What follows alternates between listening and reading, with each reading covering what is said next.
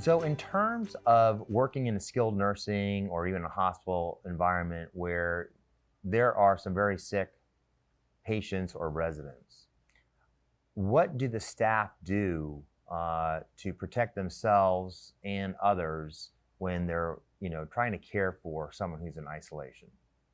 The best the best thing is to do is make sure that you properly communicate with your team and others to ensure that they know exactly what is going on with that patient, Hmm.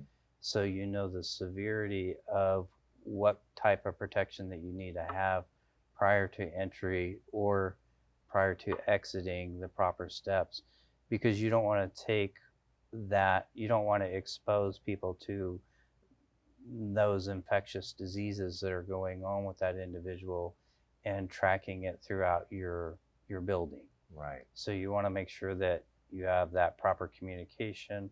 A lot of times people you'll see in the hospital settings, they'll have a sign on the outside of the Hmm. door that tells you the proper PPE that you need to wear prior to entry, as well as when you exit that room, the proper process to dispose of that PPE before you expose it to others out in that hallway.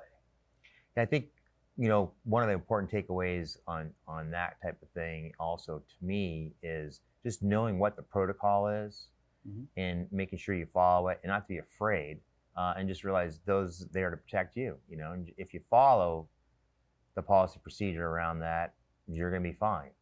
But the key, like you said, the key thing is not to walk out the room and then expose other people to it because you haven't removed a gown or gloves or whatever you're supposed to.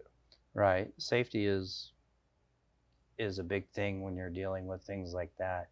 You don't want to get in a hurry. So you don't want to enter room A with a certain amount of PPE on, come out of the exit out of that room and be in a hurry to go down to room B and not take that PPE off and enter into that room B. Right. So those are important things, is to make sure that you know what you're entering into, the proper procedures to enter and exit, and to make sure that you have all that handled before moving on to that next task. That's a good tip, and it reminds me of a story at one hospital I worked at.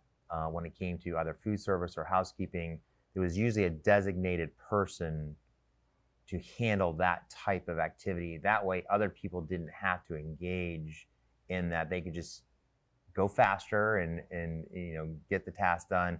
Whereas other people who are going into isolation rooms, were able to have more time to come in and out.